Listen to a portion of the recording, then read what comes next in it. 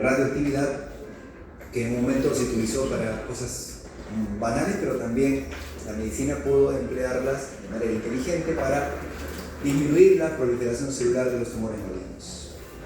Y siguiendo con la historia, Primera y Segunda Guerra Mundial, sucedió aquel evento en el que un barco de los aliados fue impactado por un proyectil que hizo que todo el gas mostaza se esparciera y los soldados americanos murieran en cantidades grandiosas. Algunos llegaron a su país de regreso y se encontró en los análisis clínicos de estos pacientes que tenían recuentos celulares bajos. Farmacólogos, médicos de esa época pensaron que esto podría ayudar en el tratamiento de pacientes que tienen una tasa de proliferación alta, como los oncológicos. Recuerden que hasta ese momento solamente había cirugía y radiación para tratar el cáncer. Pero ya había algunos pensadores, algunos teóricos de la medicina que señalaban que si la recaída se produce a pesar del exceso del órgano afectado, sospechaban ellos que habría remanentes no visibles que podrían estar esparcidos, ya sea en el lecho del tumor original o a nivel sistémico. Y se postulaba que si hubiese algún tratamiento que también sistémicamente pudiese llegar a la vena de las personas que estaban con un cáncer de cualquier localización, se podría aumentar la posibilidad de curación de esas personas. Y originalmente se pensó que así como se había logrado con los antibióticos, el cáncer también podría ser una enfermedad que se remitiese por completo, como uno cura una neumonía, como uno cura cualquier, no sé, salmonelosis, lo que fuese. Se consideró que el cáncer también podría ser tratado de forma curativa con algo que sistémicamente impactase a todas las células del organismo. Y luego de la observación esta de la depresión, de la mitosis, luego de la exposición incontrolada al gas mostaza, se pensó que esta era la solución. Ahí nace la quimioterapia, hay un montón de historia atrás de esto, mucho héroe anónimo de la medicina y algunos otros conocidos, como Farber, por ejemplo, y su apasionamiento por lograr encontrar la cura para la leucemia infantil en la década de los 50, 60 del siglo XX, y entre otros cientos de apasionados por tratar de buscar lo que ellos consideraban la idea que iba a ser la cura del cáncer, hasta los propios pacientes, ¿no?, que pusieron sus venas para las primeras experimentaciones sobre efectos de estos medicamentos nuevos. El primer caso de una persona tratada con quimioterapia fue un inmigrante europeo en Estados Unidos nuevamente, que tenía unas grandes masas en el cuello, era un linfoma, que ya estaba con escasos milímetros de tener oclusión completa de la vía aérea porque el síndrome de ganglios era tan aparatoso que ya pues estaba con las horas contadas, ¿no? Y este paciente accedió voluntariamente a que se experimentara con él aquellos nuevos medicamentos que fueron encargados a Goodman y Gilman. ¿Se acordarán de ese libro? No sé si vamos a estudiar el texto de Goodman y Gilman. Goodman y Gilman eran prominentes farmacéuticos de esa época y se les encargó, entre otras cosas, la evaluación de estos nuevos medicamentos o agentes biológicos para tratar de encontrar dosis adecuadas, ¿no? Porque la gente que fue expuesta al gas mostaza en este barco, en Puerto de Bari, en Italia, tuvieron una exposición incontrolada a la dosis. Entonces, el encargo fue, a ver, ¿de qué manera podemos dosificar esta sustancia para que genere un retroceso en la mitosis sin que mate a la persona? Entonces, este paciente se expuso, en esa época todavía no había lo del consentimiento informado, pero dio su autorización para que se ensayara en él. Y resultó, contra todo pronóstico, se observó una remisión tumoral. El paciente no solamente no murió, sino que casi por completo desaparecieron las lesiones ganglionares que estaban obstruyéndole la vía aérea, y esto en ese momento pues se consideró un hecho, digamos, extraordinario, ¿no? Por primera vez una persona con un proceso canceroso observaba una remisión casi completa de sus síntomas y de sus signos sin bisturí. Fue el nacimiento de esto que hoy se conoce como la terapia sistémica del cáncer, que originalmente era básicamente quimio y que hoy vamos a ver también en la siguiente clase. Se han extendido muchas otras maneras de acceso para tratar de disminuir la velocidad de crecimiento tumoral. Lamentablemente el paciente obtuvo una respuesta de algunos meses, pero lamentablemente en términos de hoy en día, ¿no? Que una persona con linfoma hasta puede curarlo. Pero fue bastante para esa época y, como les digo, eso inflamó la llama del entusiasmo de muchos médicos que veían una arma más contra el cáncer que la que clásicamente se tenía con cirugía y radiación. No sin que, ya les decía, Farber, entre otros, Wood Mackinnon y otros, eran una minoría, porque la incredulidad, el escepticismo, el pesimismo, que es tan común a la historia de la humanidad ahora como lo fue antes, como ha sido siempre, han sido siempre la sal dentro de esa sopa insalubre del ámbito médico también. Fueron muy pocos los que optimísticamente, soñadores de su época, pero lucharon contra un desprecio, contra la corriente, ¿no? El escepticismo era mucho mayor que el entusiasmo, pero aquellos pocos que tuvieron la valentía y el arrojo de lanzarse a esta aventura, no solamente médicos, sino también pacientes que tuvieron que exponerse para experimentar con estas nuevas drogas, gracias a ellos hoy podemos disfrutar de un montón de cosas que vamos a ir señalando de a poco. Pero quiero rescatar el hecho de que eso ha pasado siempre. La historia lo construyen los soñadores, los apasionados y los que no tienen interés económico también. Porque como Fleming no patentó la penicilina para no obtener ningún beneficio, porque dijo, caray, si yo he descubierto esto le va a servir a la humanidad completa. ¿Por qué tendría yo solo que beneficiarme? Más allá del hecho de que pasaste la historia, que ya es bastante, y sabes en tu conciencia que vas a hacer que mucha gente no muera tempranamente por una infección, lo mismo pasó también con oncología. Muchos mártires de esta área de la medicina no veían en esto un afán lucrativo. Todo se ha contaminado después, pero al inicio era así. Como digo, los que cambian la historia de la humanidad han sido siempre los soñadores, idealistas, optimistas, gente que no le tiene miedo al sacrificio o a entregar su vida por un ideal que vaya más allá de tus apetencias terrenales.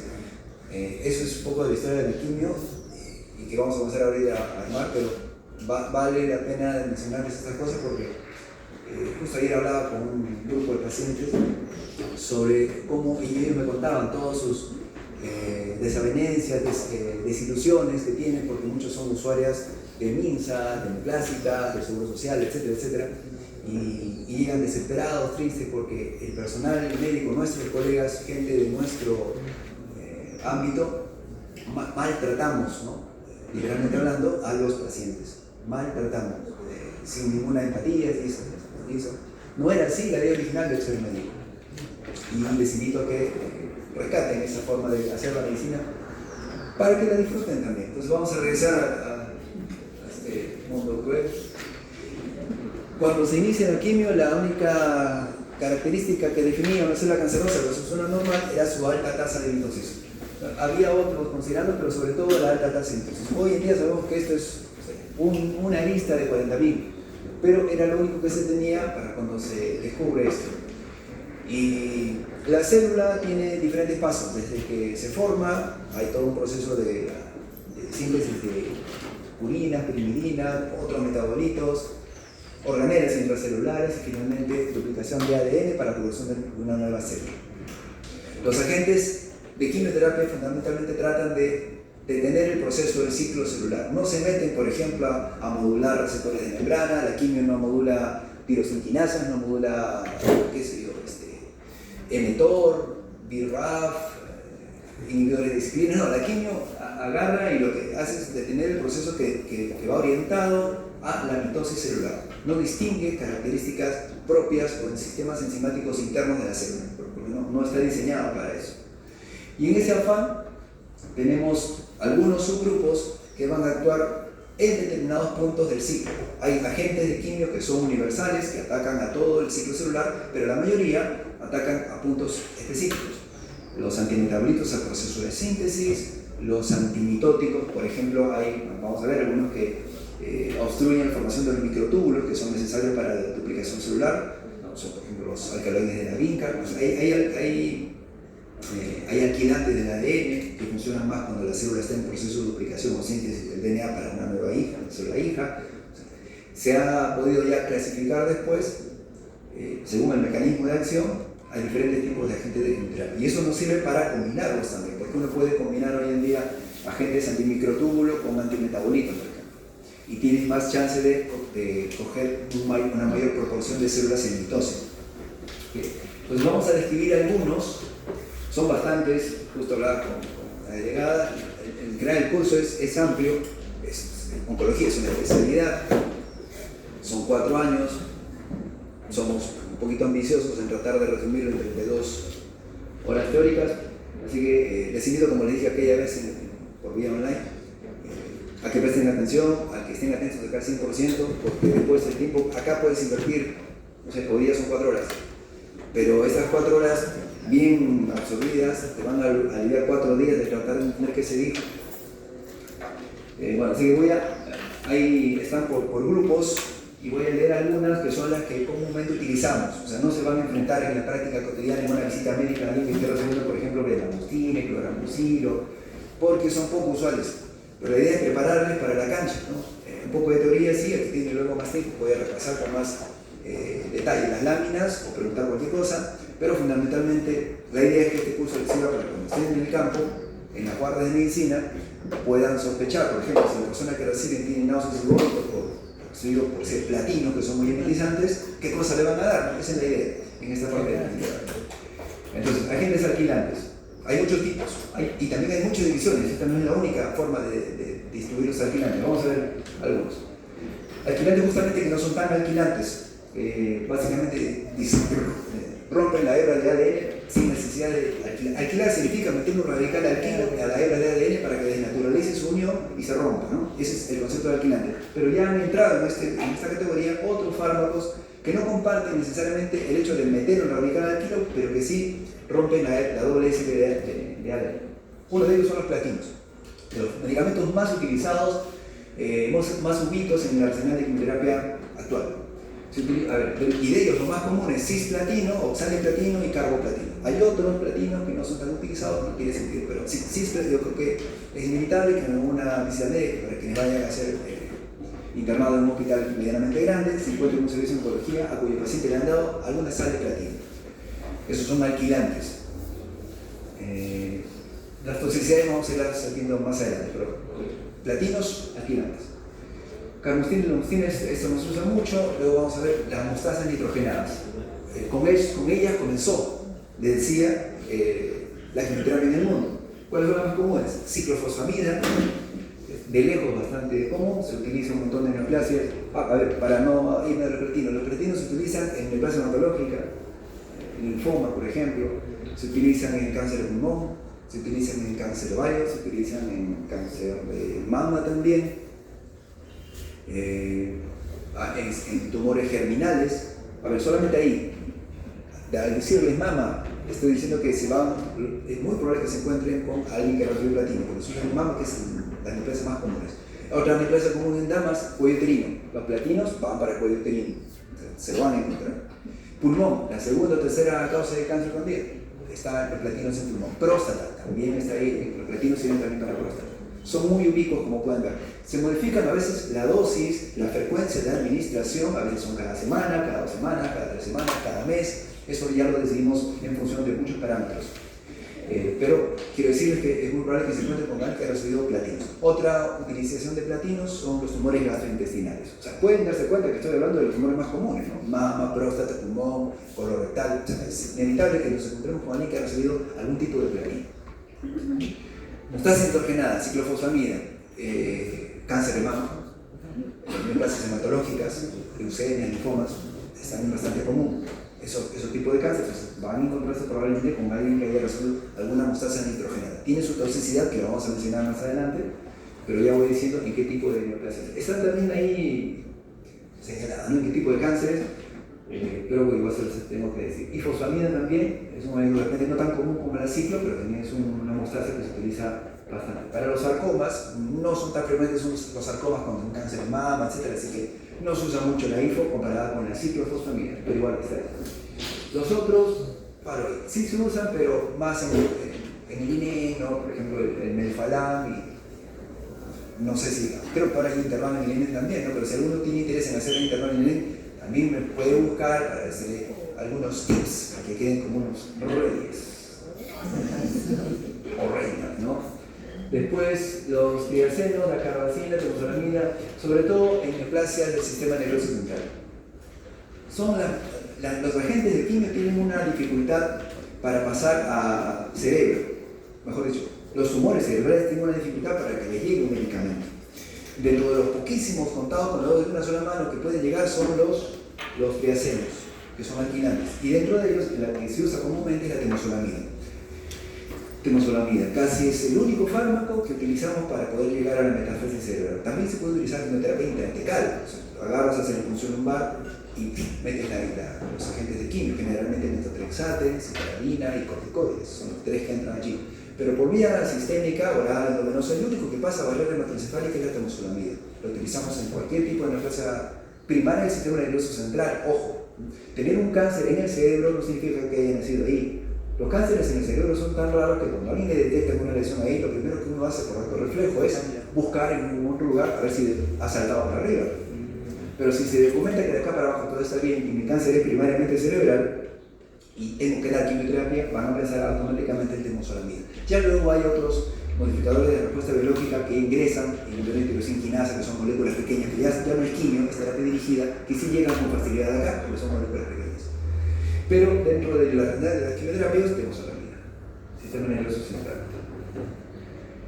Antimetabolitos son los segundos en ingresar en el arsenal médico. Los estudios con metotrexate, con antifolato por ejemplo, generaron las primeras respuestas en neoplasia hematológica tipo leucemia, sobre todo leucemia infantil, y también tumores germinales, tumores de testículo, tumores de ovario germinales. ¿Qué tenemos acá? Antagonistas de pirimidina, de la formación de la pirimidina. Recuerda que decía, los quimioterápicos van a tratar de alterar la ruta de la célula entre que nace hasta que se hace mamá. Y una cosa necesaria es que tenga purinas y pirimidinas para la cuestión del ADN, ¿no?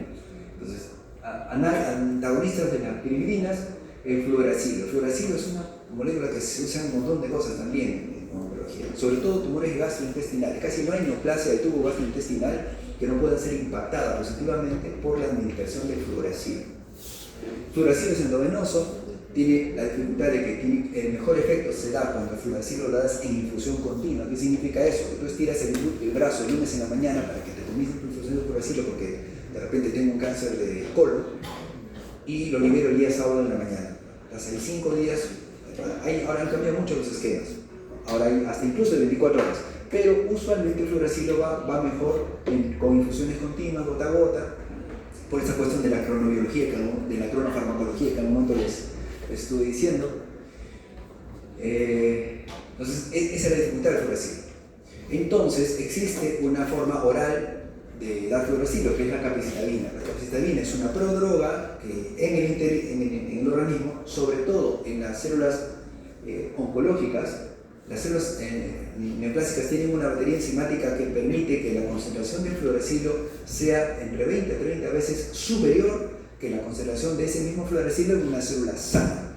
Esa diferencia en el metabolismo del fluoracilo por vía oral se aprovecha para ofrecer el fluoracilo en tabletas. El problema es que la capecitabina es una observación personal compartida con unos oncólogos peruanos, pero no está publicado, pero aparentemente habría una diferencia en la capacidad de metabolizar la capecitabina en pacientes peruanos versus no peruanos, o sea, anglosajones del hemisferio norte. Porque cuando damos la dosis que ellos recomiendan, usualmente nuestros pacientes hacen mucha toxicidad y eso genera que bajemos la dosis y al final disminuye la posibilidad de respuesta. Eso es una observación que siempre lo he conversado con mis colegas. Algún día tendríamos que sentarnos y decir, oye, vamos a hacer ahora sí una publicación, hay que observar bien dosis contra dosis y documentar, pero es una cosa que nosotros hemos observado y por eso personalmente no me animo mucho a usar capecitabina, pero por lo menos teóricamente es igual capecitabina que fluoracilo endovenoso. Y eso permite que el paciente ya no esté con el brazo estirado 5 días, sino en su casa, ¿no? Va tomando sus tabletas. Es una ventaja. ¿En qué se usa? En la clase de tubo digestivo, le digo también, pero también hay pacientes con cáncer de mama que pueden verse afectados positivamente por eso, pero sobre todo colorectal. Antagonista de purina, sobre todo en neoplasia hematológica, no usamos mucho, 6-mercaptopurina, por ejemplo. Antifólico de metotrexate es harto usado, no solamente por los oncólogos, también por los reumatólogos, por sus problemas de artritis, etc. Pero los oncólogos lo usamos mucho. El metotrexate puede ser dado a dosis tan pequeñas que incluso se puede poner intratecalmente, o dosis masivas que usamos para el manejo de los sarcomas óseos, por ejemplo, los osteosarcomas. Una de las ideas de dar quimioterapia neoadyuvante, ¿recuerdan lo que significa neoadyuvancia? Lo que será previo, tratamiento definitivo, lo que generalmente es cirugía, pero podría ser radiación. En sarcomas óseos, por ejemplo, los sarcomas óseos son tumores malignos de gente generalmente adolescente, y es muy triste tener que cortar una extremidad a un adolescente. Entonces, lo que es, en general para toda la oncología, pero con mucha énfasis en los adolescentes, tratamos de hacer preservación de la extremidad, y eso se consigue con dosis altas de metotrexate, 10, 12, 15 gramos, es una cantidad de metotrexate que se utiliza para tratar de hacer una citorreducción y preservar el brazo, la pierna. También se utiliza en tumores germinales, en leucemias, cáncer de mama no mucho. Sí, eso.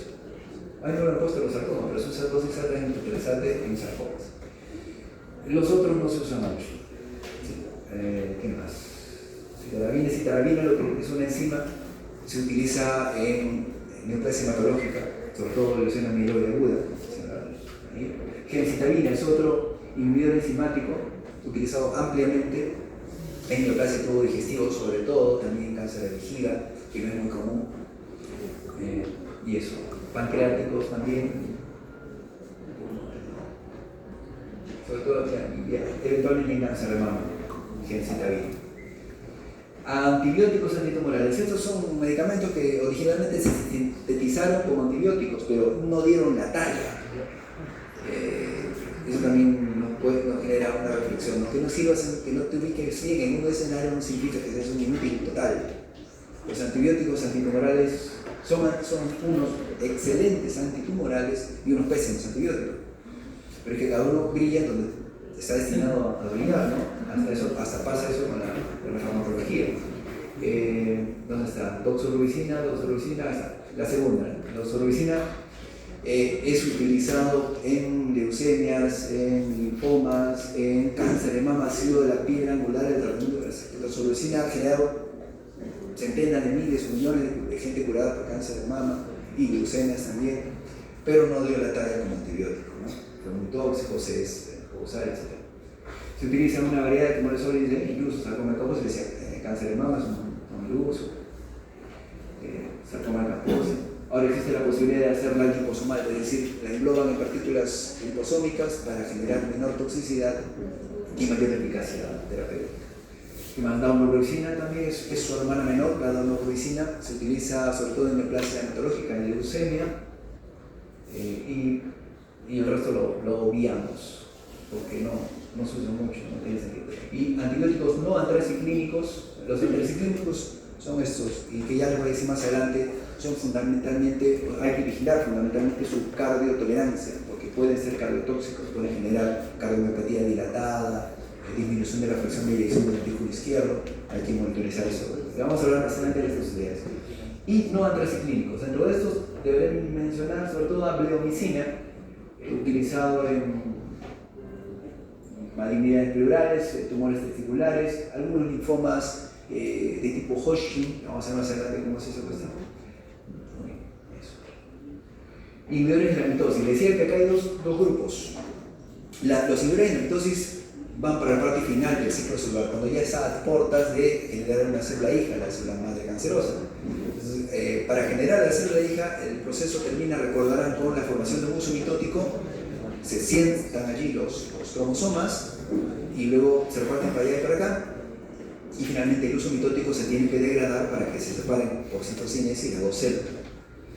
¿Qué pasa acá? El grupo, por ejemplo, de los llamados alcaloides de la vinca, vincristina, esta vincristina, la segunda, y vincristina, miloglobina, sobre todo vincristina, que es el que más utilizamos, inhibe la formación del uso mitótico.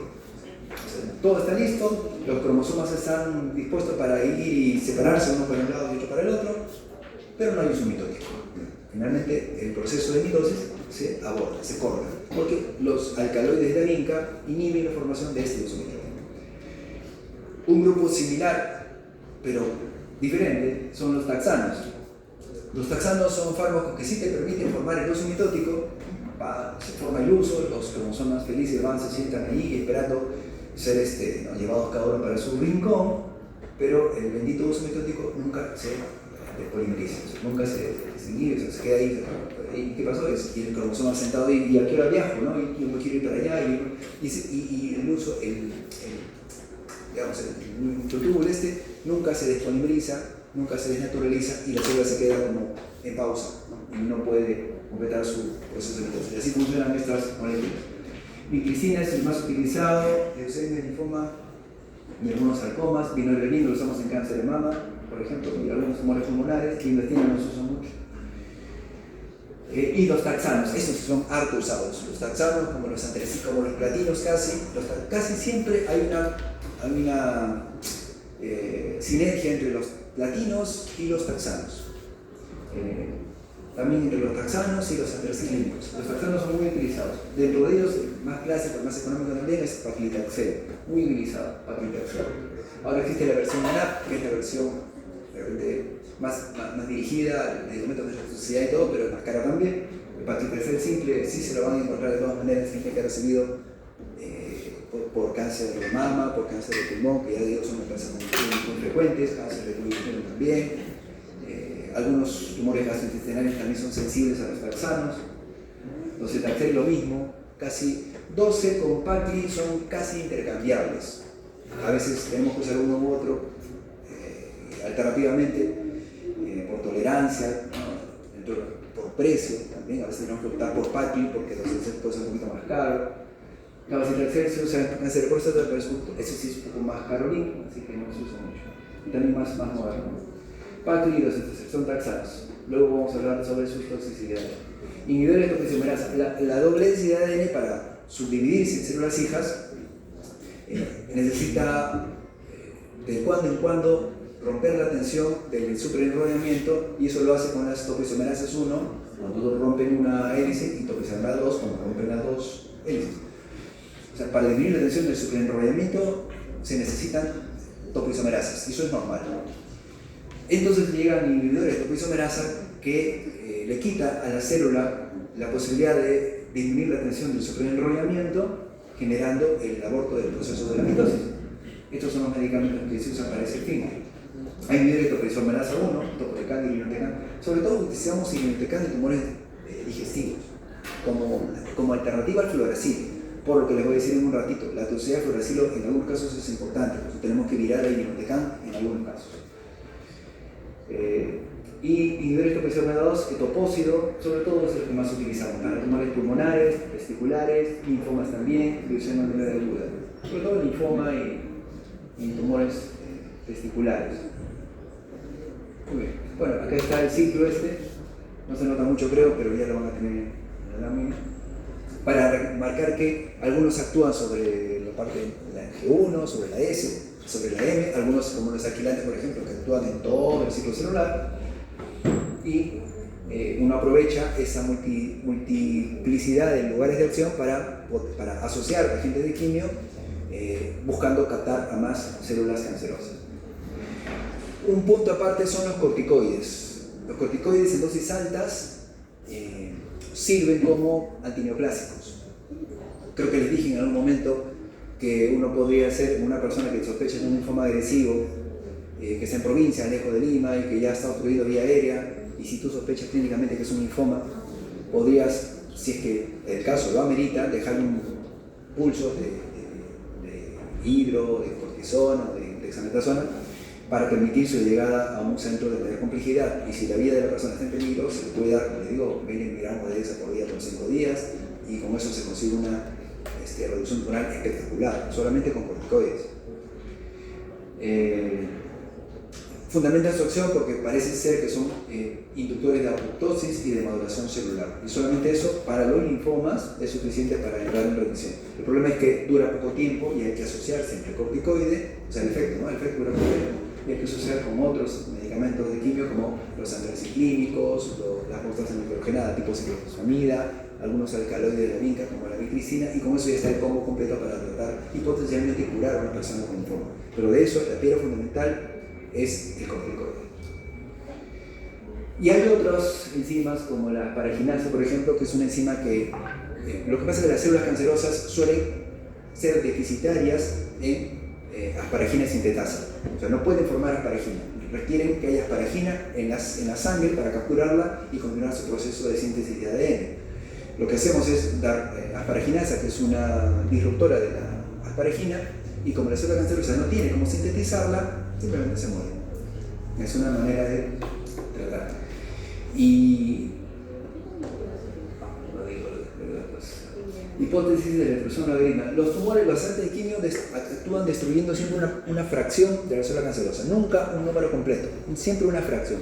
Y es una de las razones por las cuales hay que dar muchos ciclos de quimio, porque no es que vayas a matar, por ejemplo, no sé, 1 por 10 a las 9 células cancerosas en un colegio, ¿no? Siempre vas a matar una fracción. La explicación es larga, tiene que ver los stem cells, tiene que ver un montón de cosas, pero el punto es que cada quimio mata una fracción de células cancerosas. Y esto es para tener en cuenta algunos datos. Cuando un tumor se hace clínicamente visible, 1 centímetro en general, el paciente tiene en ese centímetro cúbico de cáncer 1 por 10 a la 9 células cancerosas, o sea, algo de 1000 millones de células cancerosas por centímetro cúbico de tumor. Y se estima que la muerte llega cuando el volumen tumoral llega a ser 1 por 10 a la 12. Entonces tenemos ese rango de células tumorales para actuar.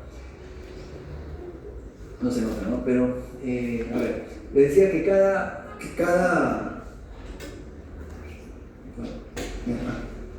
cada quimio golpea,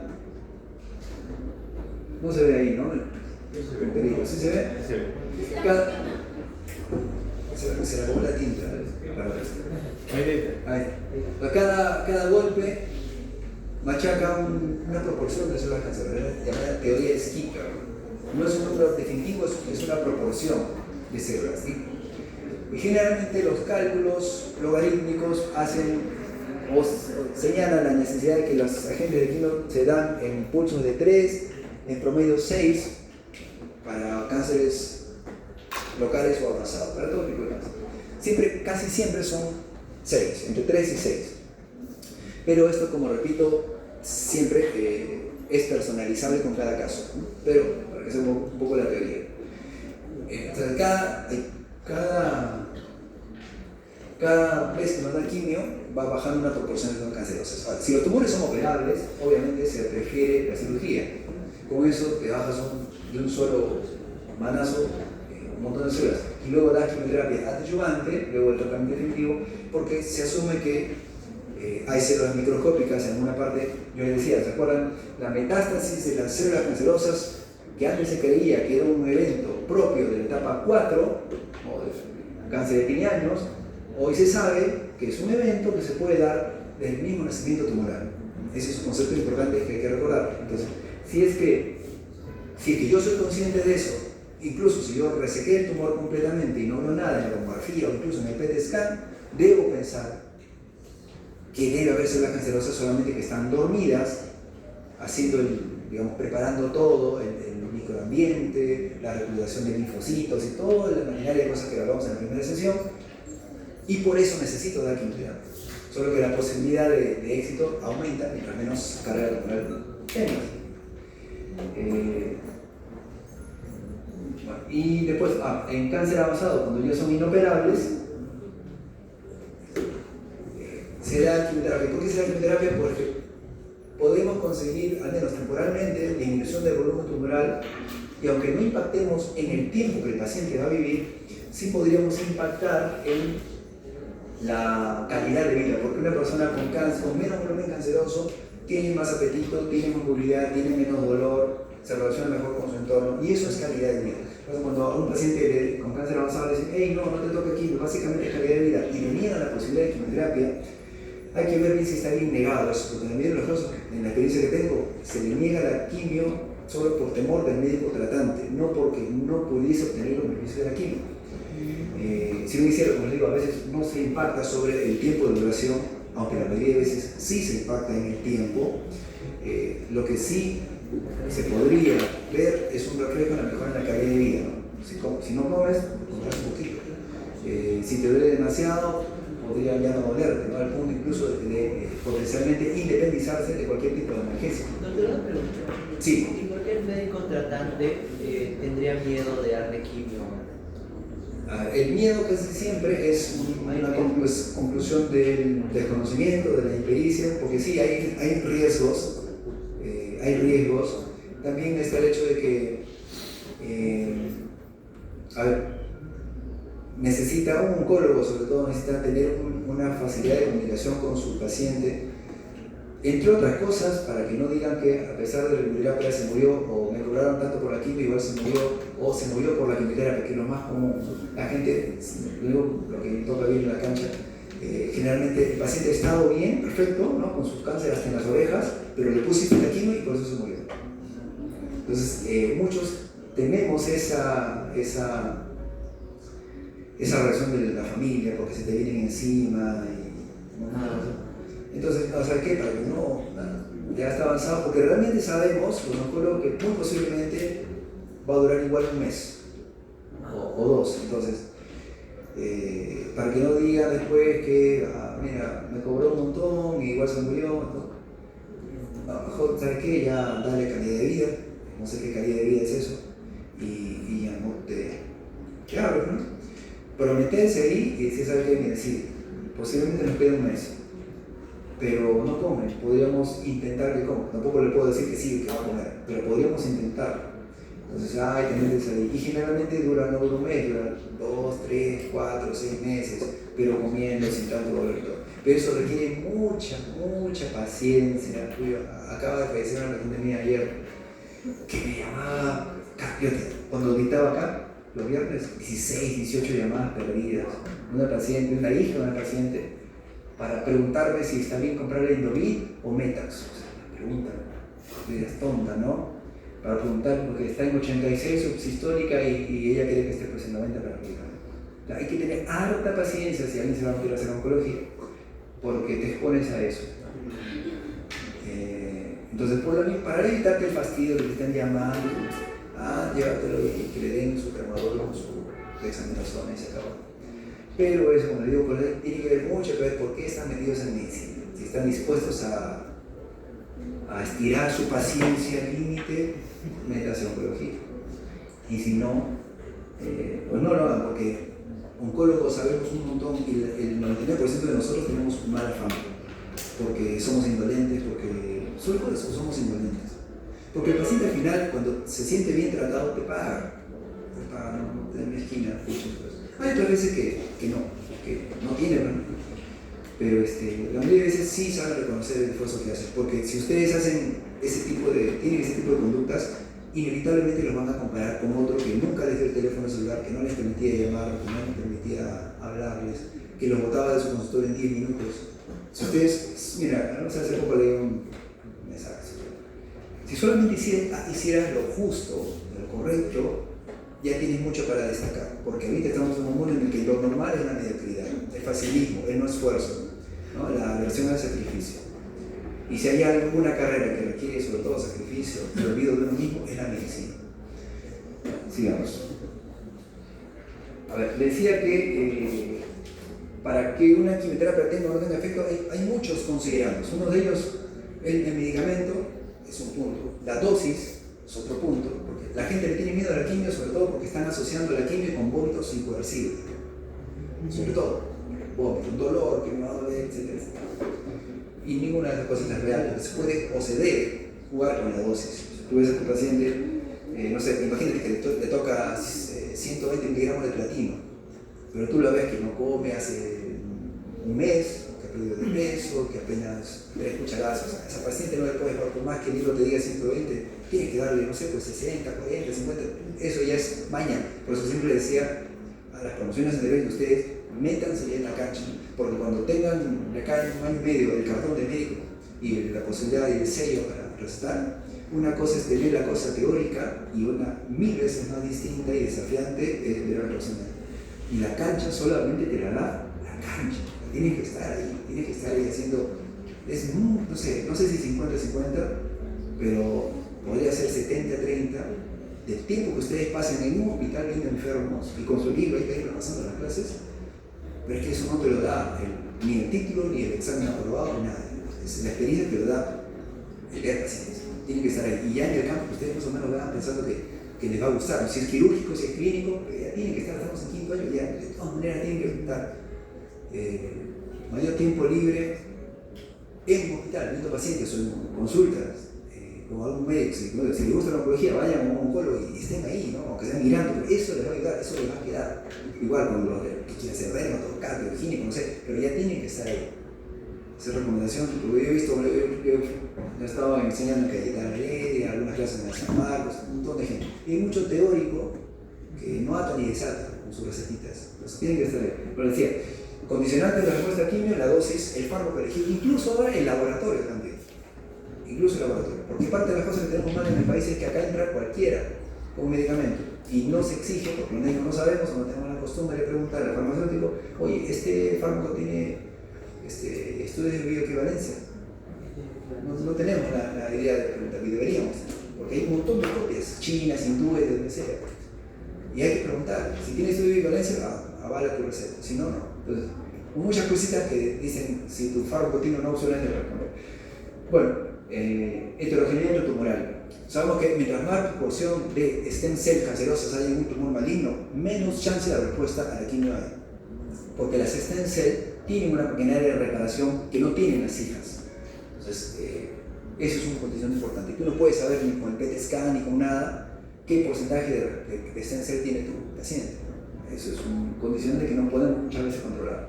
La heterogeneidad. Y luego hay las mutaciones, porque un tumor, un cáncer no es una sola clona, son varias clonas que están allí. Cuando hablaron de biopsia líquida, una de las ventajas de la biopsia líquida es que encuentran células que tienen mutaciones N, un montón de tipos. Los tumores son heterogéneos. Mientras más tarde lo detectes, más clonas diferentes mutadas vas a encontrar. Más difícil va a ser la respuesta porque un grupo podría ser sensible y el otro no. Entonces, la heterogeneidad es un condicionante a mayor avance del cáncer, mayor heterogeneidad. El microambiente tumoral. Los tumores necesitan, o sea, la quimio para que funcione necesita que le llegue a través de la sangre el medicamento. Si el microambiente es más estromatoso, más sólido, menor facilidad de difusión de los agentes de quimio sobre el nicho que quieres tratar. Hoy con terapia biológica existen modificadores del microambiente, pero antes con quimio ese era un problema. Los modificadores de los tejidos más fibrosos, menos vascularizados, tienen menor aporte de quimio, menor efecto antitumoral. La existencia del cáncer de stem cell, que ya les venía diciendo. Y, por si fuera poco, la célula también puede tener mecanismos de resistencia a la quimio. La célula puede inactivar la droga enzimáticamente. Puede haber genes de multidrogoresistencia innatamente insertos en la célula cancerosa, sobre todo en las stem cell. Puede inhibirse los procesos siempre a partir de procesos enzimáticos de la misma célula, inhibir procesos de muerte como la apoptosis, por ejemplo.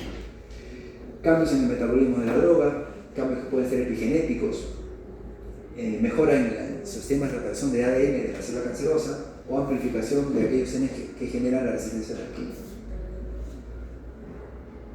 Aquí llamamos monoquimioterapia al tratamiento con un solo fármaco. Por ejemplo, hay cánceres que se tratan solamente con platino, taxano, con antraciclínicos, monoquimioterapia, pero siempre que se puede hay que tratar de promover la poliquimioterapia, o sea, atacar a la célula por 4 costados, ¿no? De manera que no le dejes opción de salida. Obviamente, mientras más agentes asocias, más toxicidad también. Eso es un punto que, como digo, se aprende ahí en el cancha, ¿no? Yo le bajo es como una receta, ¿no? Un egresado, me imagino, un egresado de una escuela de arte culinario prueba un ceviche de él cuando sale de la escuela, prueba un ceviche de él cuando tiene 10 años de experiencia, ¿no? Imagínate todo lo que ha aprendido de regulación de, no sé, la cantidad de limón y el tiempo que tiene que estar en la sala. Bonito es con oncología y bonito debe ser con nosotros áreas de la medicina. Una cosa es que salgas con 100% de teoría y 0% de práctica, y otra que salga con 70, 30, 40, 60 o 50, 50. ¿no? Ustedes quieren tener una vida medianamente fácil, manejable en el aspecto profesional, les invito, y siempre lo haré, a que se metan a los hospitales, a las clínicas, ahí, a ver, por lo menos a ver. Muchas cosas yo tenía hace un año, estaba en una clínica que me pedía meter gente, muchachos, y eventualmente iban algunos. Y muchas cosas salen ahí conversando, ¿no? Uno acá está limitado por los minutos, pero ahí en la distensión de ver a un paciente o entre paciente y paciente, ahí sueltas muchas cosas que a uno de estudiante, lo digo porque también lo he vivido, te sirve luego mucho para más adelante. Bueno, ahora sí, las toxicidades, vamos a ver. Hay muchas maneras de describir o estudiar las toxicidades por química. Vamos a ver cómo nos vamos acomodando. Vamos a ver. Náuseas, vómitos. Finalmente, acá hemos puesto antraciclinas y taxanos, pero tranquilamente podrían estar ahí los platinos, que son, no sé por qué no están en esta lámina, pero son los históricamente más sintetizantes. Platinos, antraciclinas y taxanos. Hay una gradación, las siglas en inglés es ZTCAE, pero se refiere a los eventos adversos relacionados a la quimioterapia.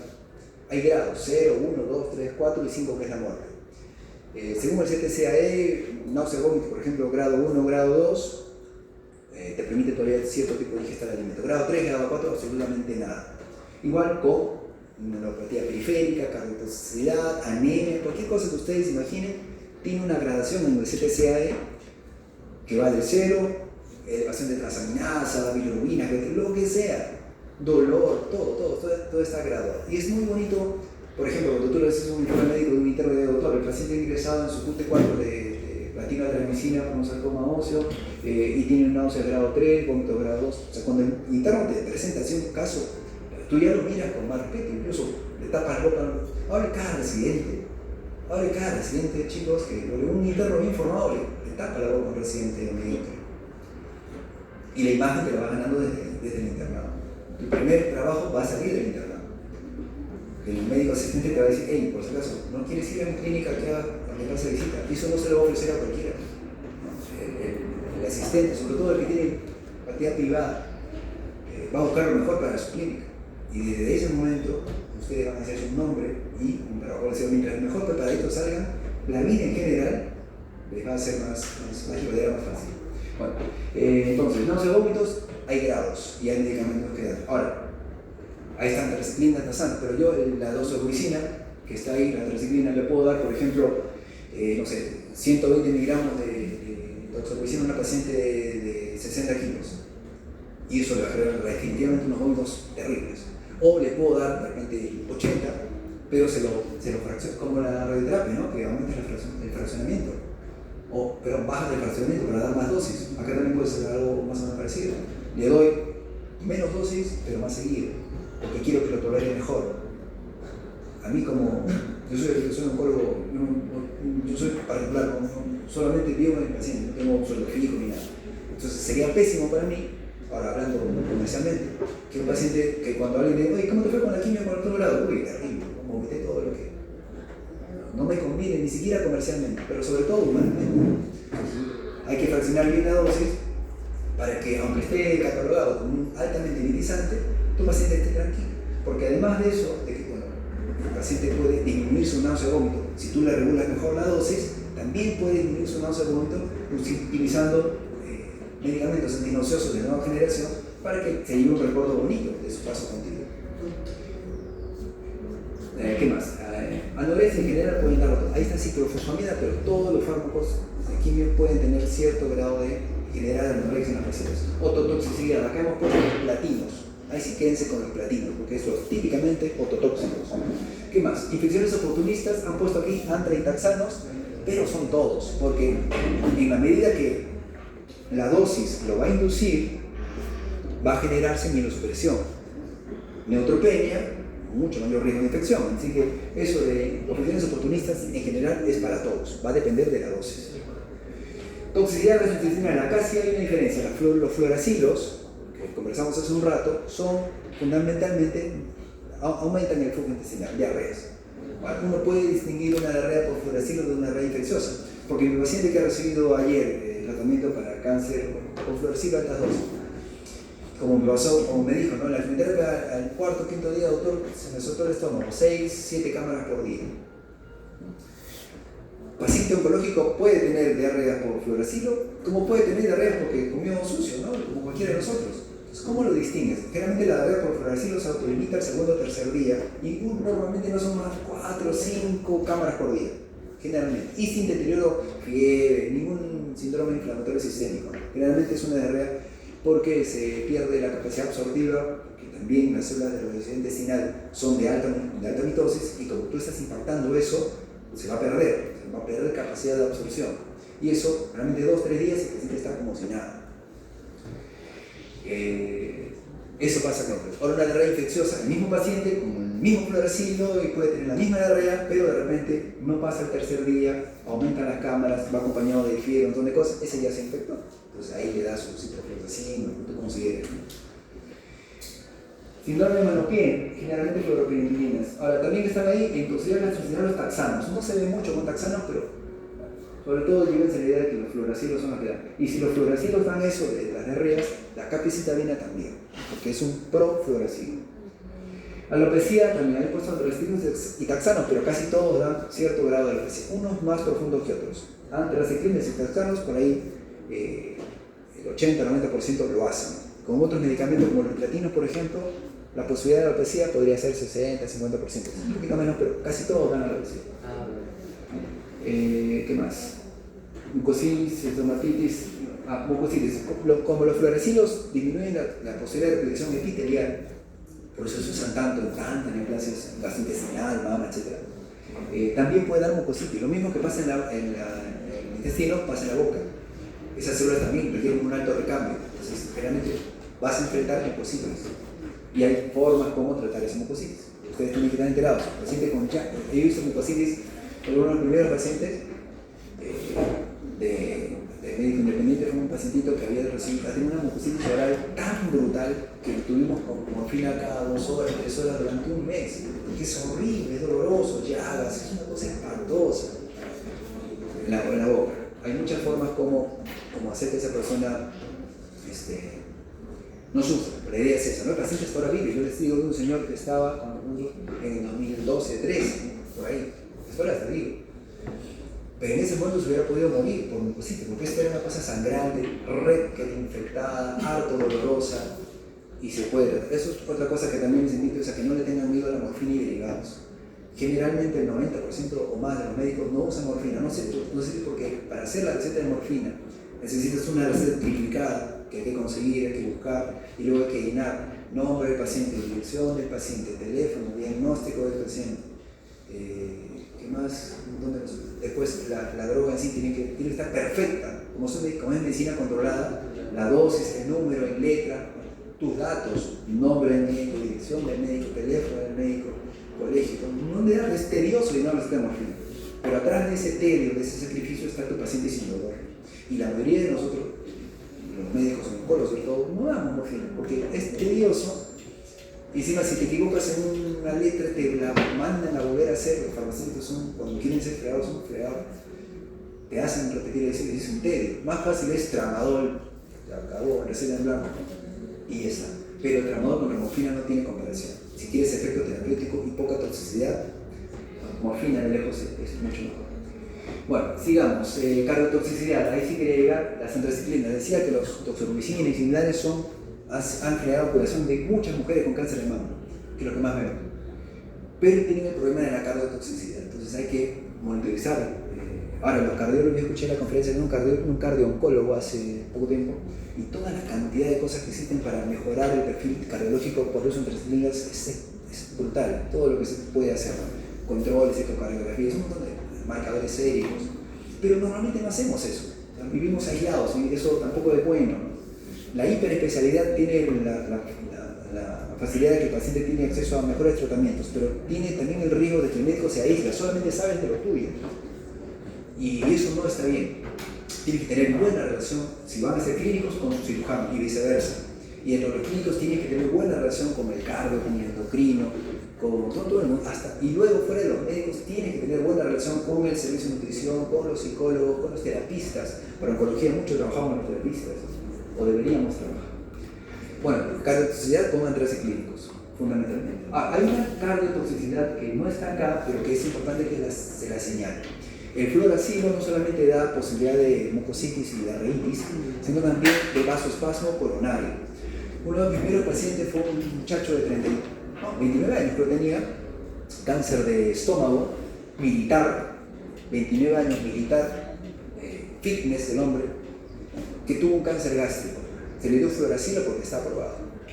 Y en el primer curso de tratamiento se fue, recibió su medicamento y se fue a su casa. Creo que tenía este sistema de que le va botando por día y todo. Tenía un seguro privado.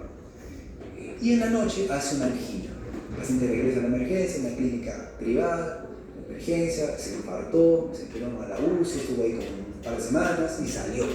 Hizo vasoespasmo coronario por fluoracilo. Nunca me olvido eso. Porque el fluoracilo es muy bueno, digo, se usa un montón, pero tiene el riesgo potencial de ser productor de angina, vasoespasmo coronario. El paciente que recibe fluoracilo tiene que tener a la mano su isorvide y sobre todo, si se va a la casa, tiene que decir, ¿sabe qué? Cualquier dolorcito, sin asustarlo, tiene que ser bien sutil, porque si no ya lo psicosea. Muchos oncológicos son ansiosos por naturaleza. Pero tiene que decir, mira, cualquier molestia, sí, náuseas, fiebre, le vas a dar tus pautas, ¿no? Dolorcito en el pecho, así como quien no habla, dolorcito en el pecho, tomas esta pastillita y me llamas, y a la familia, y me llaman. Porque el vasoespasmo coronario es terrible, una persona puede morir, con su cáncer potencialmente curable se puede morir por un vasoespasmo coronario, imagina, un infarto. El fluoracilo entonces tiene eso, no está señalado acá, pero es importante que lo sepan. Y obviamente tú notas eso, ahora puede pasarte en una guardia, porque la mayoría de fluoracilo se dan en los hospitales, internados. Si te llaman a una guardia a las 12 de la noche, un paciente del servicio de oncología que hace un evento, no sé, dolor precordial, no todo lo típico, una angina, dolor precordial, disnea, falta de aire, sudoración fría, etcétera, etcétera, etcétera. ¿Qué está recibiendo? O simplemente, ¿qué cáncer tiene? ¿De estómago, doctor? Estómago, vía digestiva, ¿está recibiendo fluoracilo? Sí, doctor. ¿Suspendan la infusión? Ahorita, doctor, pero el paciente tiene que no me fastidie, suspende la infusión y le pones un sorbide y le pones oxígeno, como un infarto cualquiera. Esto salvavidas. Ya después llamarán a residentes, pero seguramente el residente, el R1 no puede estar ahí, porque de las 12 residentes están descansando, ¿no? Eso se hace, ya eso salva vidas. Fluoracilo es muy bueno, pero puede dar vasoespasmo. Si lo da, tú lo vas a notar por la clínica, te da pastillas, tocaje, lo que quieras, pero actúas inmediatamente. Y sorbide, solución, corta la infusión, lo más importante, cortar la infusión y sorbide, oxígeno y esperas a que llegue el cardiólogo. Eso. ¿Qué más hay? Toxicidad hematológica, digo, todos hacen neutropenia, casi todo, ¿no? Pero ahí está lo que más. Nefrotoxicidad, otra vez los platinos, nefrotoxicidad que vigilar siempre. Si alguien tiene que monitorizar creatinina, es alguien que podrá recibir platino. Después, si recibe antraciclínica, ciclofosfamida, eso, de repente ni te fijas en la creatinina, más en función hepática. Pero función renal óptima, apto para platino. Función renal desmejorada, consideran otra cosa. Platinos, función renal, fluorecitos, cardiotoxicidad, antraciclinos también. Y finalmente, neuropatía periférica, generalmente manifestada como parestesia, ¿no? Dormimientos, yema de los dedos, parte más acral, ¿no? Punta de los pies, adormecimientos y en su grado más extremo, plejía incluso. Es importante detectar siempre a tiempo y ahí, nuevamente, lo trascendente de tener una buena relación comunicacional con tu paciente. El médico tiene que ser un comunicador, un buen comunicador, tiene que dar confianza a su enfermo. Acuérdense, enfermo es sin firmus, de latín sin firmeza, eso es un endeble, para que se cae emocionalmente, orgánicamente. Un enfermo es una persona sin firmeza y tiene que encontrar en el médico, la firmeza que necesita para pasar el problema de la enfermedad y eventualmente superarlo. Y la firmeza te la da tu conocimiento y tu práctica. Bueno, neuropatía periférica, taxanos y platinos también están ahí, pero también los alcaloides de la vinca, lo de los microtúbulos, ¿recuerdan que les dije? Porque para la traducción nerviosa es necesario los microtúbulos. Todo lo que altere los microtúbulos va a tener un impacto sobre la neuropatía periférica. ¿En quiénes vas a cuidar más esto? En los que tienen daño periférico neurológico. Por ejemplo, ¿quién podría tener en la población general? ¿Qué población de gente podría tener daño periférico neurológico. Los diabéticos. Los diabéticos. Y de ahí te imaginas cualquier otra cosa, pero, o sea, cualquier otra cosa que dañe neuronos periféricos, pero si tienes una persona diabética que tiene, por ejemplo, cáncer, que está asociado diabetes con cáncer de mama, diabetes con cáncer de próstata, o simplemente resistencia a la insulina con cualquiera de estos cánceres tan comunes, y esa gente, ¿sabes? Que podría recibir taxano, taxanos, ¿no? Taxanos, ¿qué tiempo tiene tu diabetes? No sé, 20 años, ya podría tener daño neurológico, entonces ya te vas regulando todo. Muy bien, lo mismo. Acá lo único diferente es la bleomicina, que suele dar fibrosis pulmonar. Hay que monitorizar con espirometría a estas personas, pero no se usa bleomicina tanto en la cancha porque está asociado a tumores germinales que no son tan comunes como mama, pulmón, etc.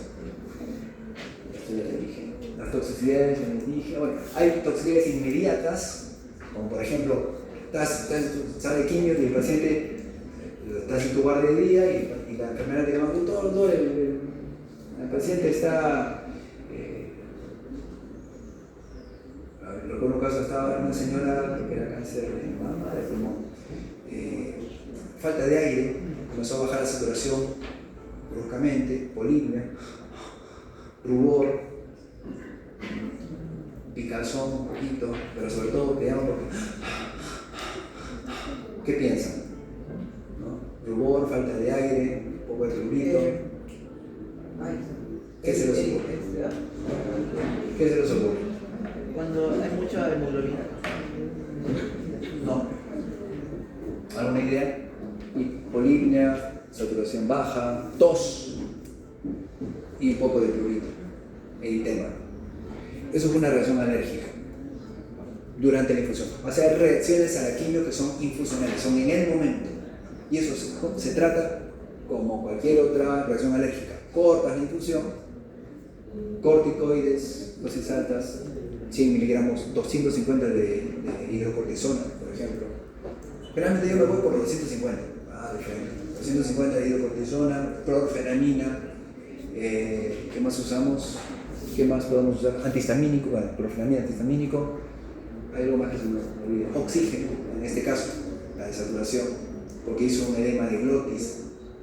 En algunos casos, la reacción alérgica puede llevar al paciente a la UCI. No es muy común, pero hay que estar preparados.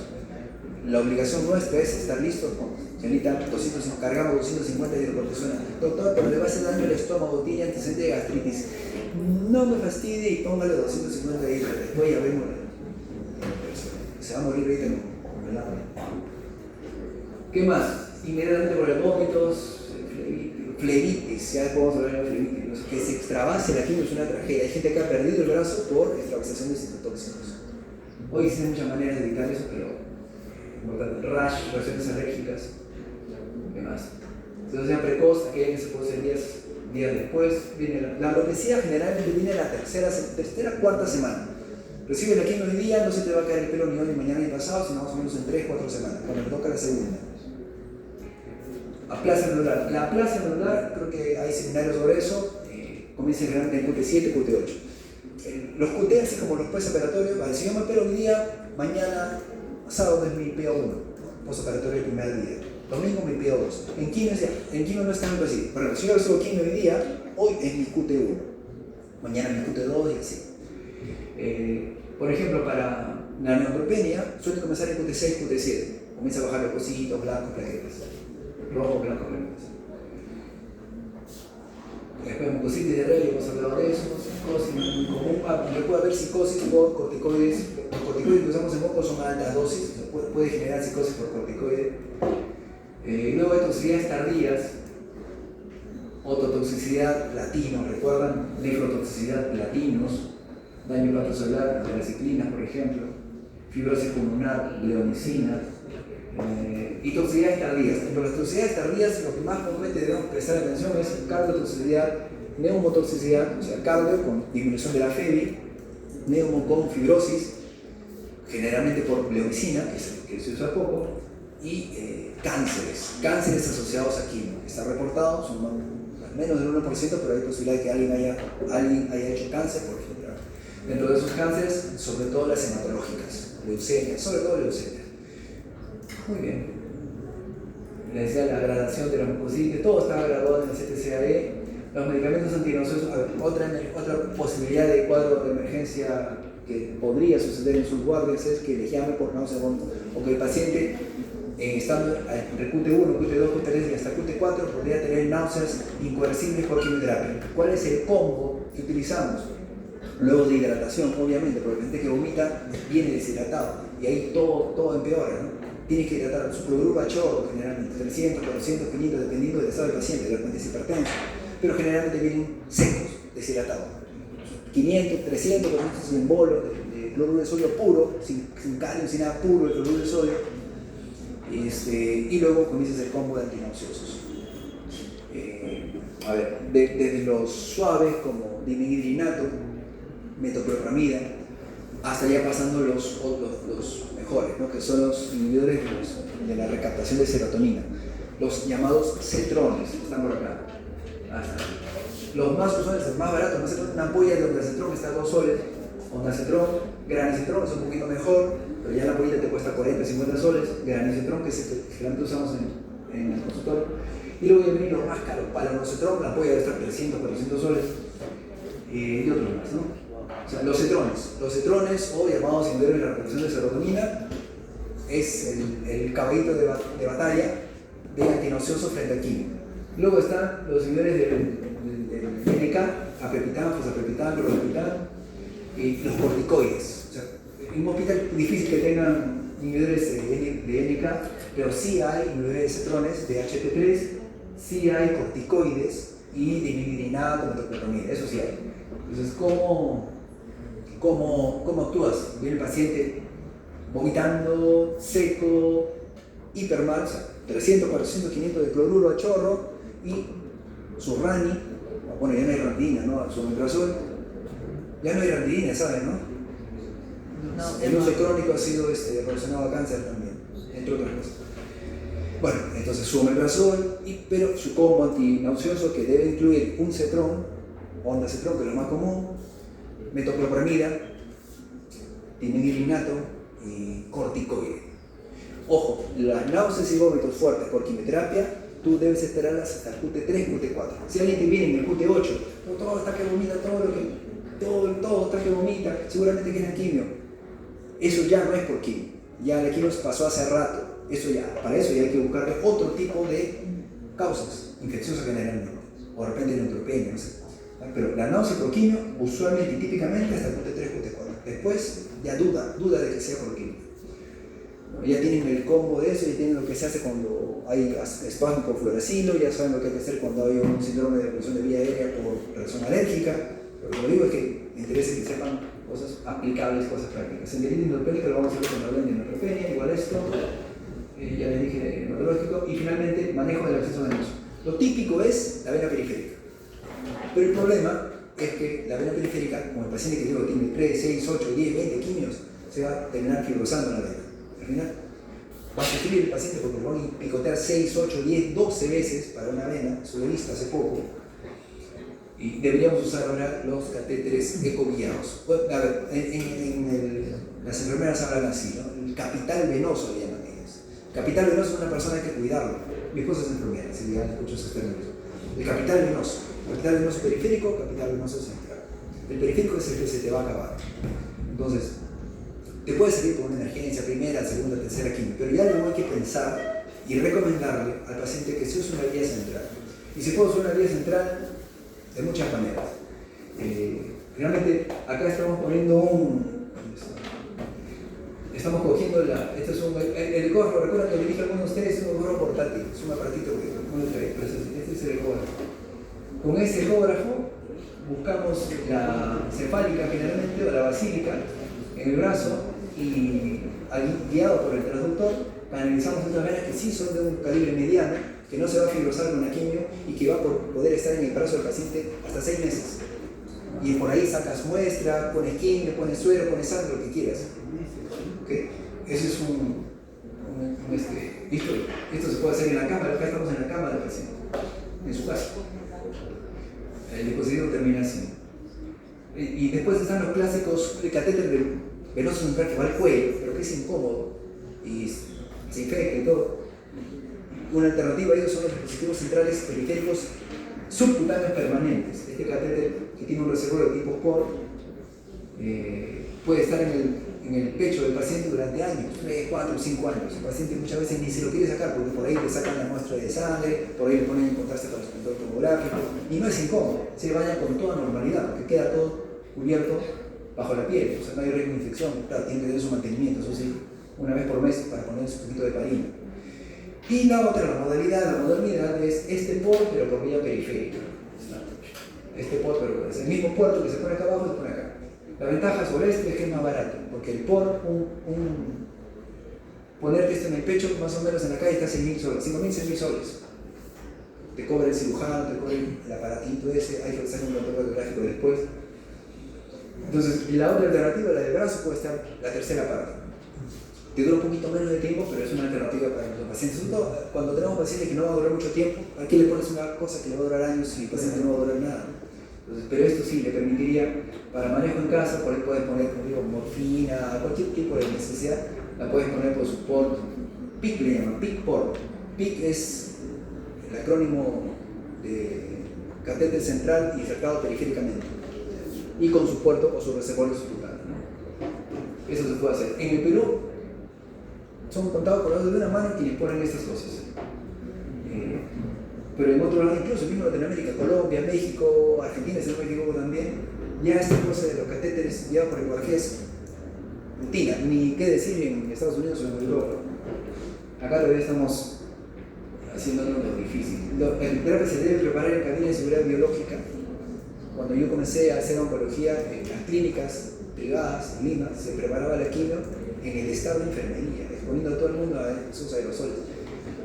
No es infrecuente en gente que ha trabajado en oncología hace una década o dos encontrar enfermeras con leucemias, con tumores o con hijitos con malformaciones congénitas por la aspiración de aerosoles, porque la quimio se preparaba aquí al aire libre. Se debe hacer en cabina de seguridad biológica. Bueno, ¿alguna pregunta, chicos?